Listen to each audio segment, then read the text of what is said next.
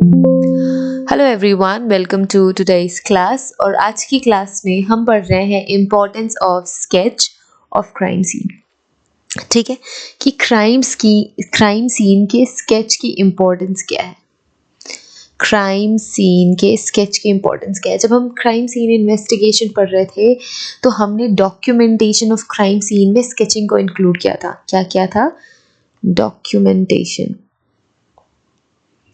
Documentation of crime scene. Documentation of crime scene में हमने sketching को इंक्लूड किया था, स्केच को इंक्लूड किया था। तो आज के लेक्चर में हम यही पढ़ने वाले हैं कि स्केचिंग की इम्पोर्टेंस क्या है। स्केचिंग इम्पोर्टेंट क्यों है क्राइम सीन इन्वेस्टिगेशन में। ठीक है, तो आज के लेक्चर में हम यही पढ़ रहे हैं। सबसे पहले हमें ये जानना ज़रूरी है कि स्केच क्या है। सबसे पहले हमें ये जानना ज़रूरी है कि स्केच क्या है।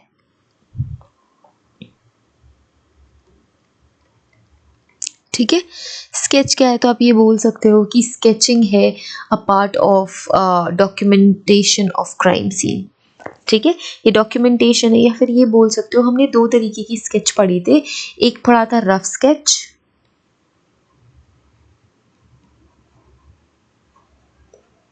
और दूसरा होता है फाइनल स्केच। ठीक है, सो ये तो मैंने दो तरीके के स्केच बता दिए, बट हमें ये देखना है कि व्हाट इज स्केच। सबसे पहले तो ये थोड़ा सेपरेट करते हैं। ओके, थोड़ा सेपरेट करते हैं इन, देन फिर देखते हैं कि स्केच क्या है। सो हम ये लिख सकते हैं, इट इज़ अ ड्राइंग और painting. It is a drawing और painting. It is a drawing or painting which is often made to assist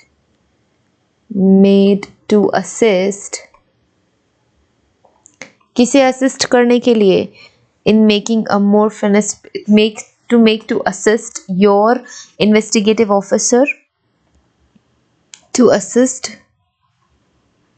investigative officer।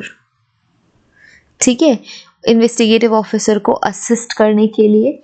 ये फिर आप ये कह सकते हो कि जो भी लोग हैं जिन्होंने क्राइम सीन नहीं देखा है, ठीक है, जो कोर्ट रूम में हैं, उन्होंने क्राइम सीन तो देखा नहीं है, तो with the help of sketch, drawing और फोटोग्राफ्स एंड वीडियोग्राफ्स के थ्रू ही वो क्राइम सीन देख सकते हैं।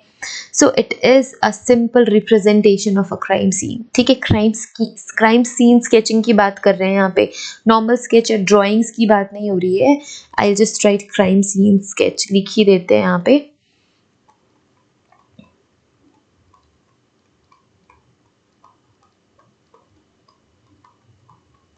ठीक है, crime scene sketch.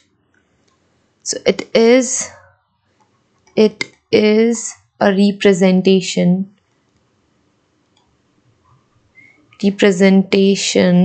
documentation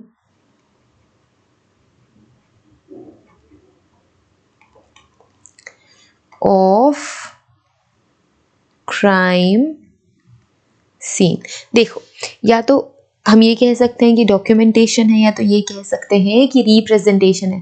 crime scene sketching represent करता है क्राइम सीन को, है ना। स्केच तो वही बनाएंगे हम जो रिप्रेजेंट करेगा क्राइम सीन को। अब मैंने क्या बोला कि एक होता है रफ स्केच, एक होता है फाइनल स्केच। ठीक है, एक होता है रफ स्केच, एक होता है final sketch. So rough sketch, so जितने भी यहाँ पे फोरेंसिक के बच्चे हैं, सब ने रफ स्केच बनाई है कॉलेज के प्रैक्टिकल्स में, है ना। सब ने रफ स्केच बनाई है। रफ स्केच क्या होता है, नाम से ही आपको समझ में आ रहा है। Rough sketch is a sketch made roughly without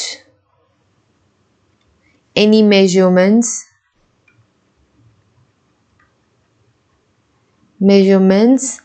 and क्या कह सकते हैं, बिना किसी मेजरमेंट के बनाया जाता है। And it's a rough representation. ठीक है, एक रफ रिप्रेजेंटेशन होता है।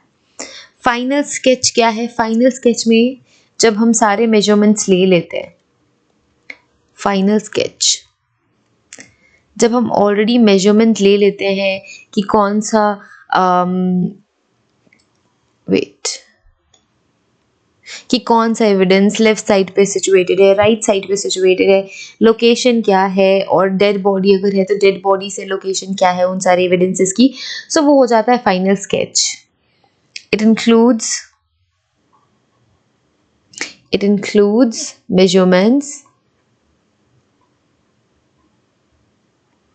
measurements and to the point representation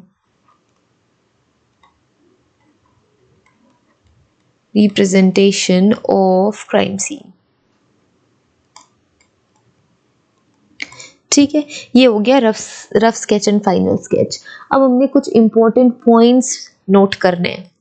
देखो, सबसे ज़्यादा इम्पोर्टेंट पॉइंट तो यही है कि जो हमारा स्केच है वो एक्सेप्टेड है या नहीं है कोर्ट में एज अ एविडेंस। रुको, इम्पोर्टेंट पॉइंट्स, ठीक है, अब हम लिख देते हैं सारे इंपॉर्टेंट पॉइंट्स। सो सबसे पहला इंपॉर्टेंट पॉइंट तो यही है कि कोर्ट में एडमिसिबल है या नहीं है।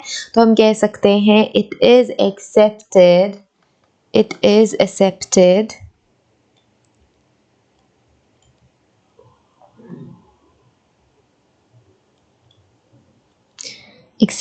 in the court as per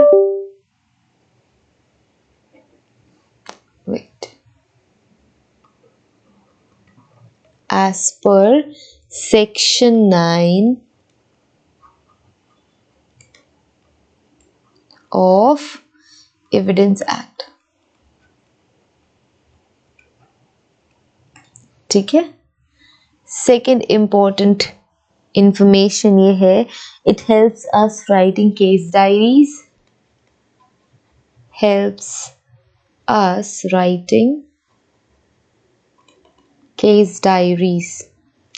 case diaries. ठीक है, next is it helps us examining the witness,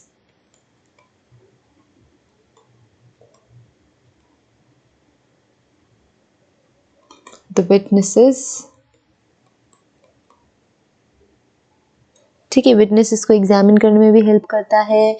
it gives us true picture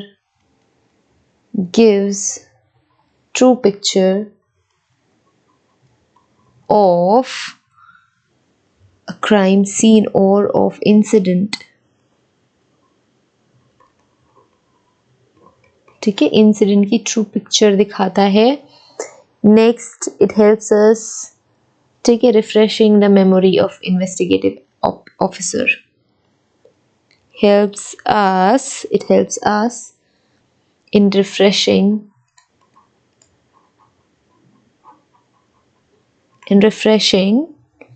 the memory of investigative officer। IO की मेमोरी को रिफ्रेश करता है। helps in trial of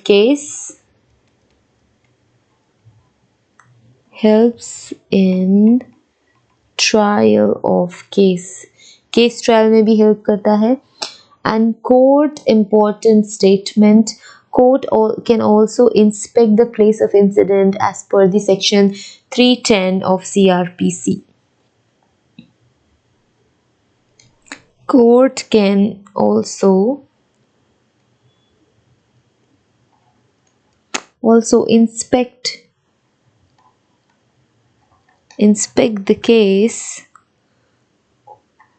the place of incident as per section 310 of CRPC। ये underline कर देना चाहिए, ये underline कर देते हैं, सेक्शन 9 ऑफ एविडेंस एक्ट ये अंडरलाइन कर देते हैं। ये दोनों ही बहुत ज़्यादा इम्पॉर्टेंट सेक्शंस हैं। ठीक है, अब आपने थोड़ा सा ब्रीफ हमने देख लिया, rough sketch, final sketch, sketch की definition and important points regarding the sketch which expresses the importance of sketch of crime scene, right? So I hope कोई भी डाउट नहीं है। अगर कोई भी डाउट है so please contact us on Instagram या फिर ऐप या फिर हमारे व्हाट्सएप सपोर्ट पे आप मैसेज कर सकते हैं। ठीक है, so see you in the next lecture. Have a great day ahead. Bye.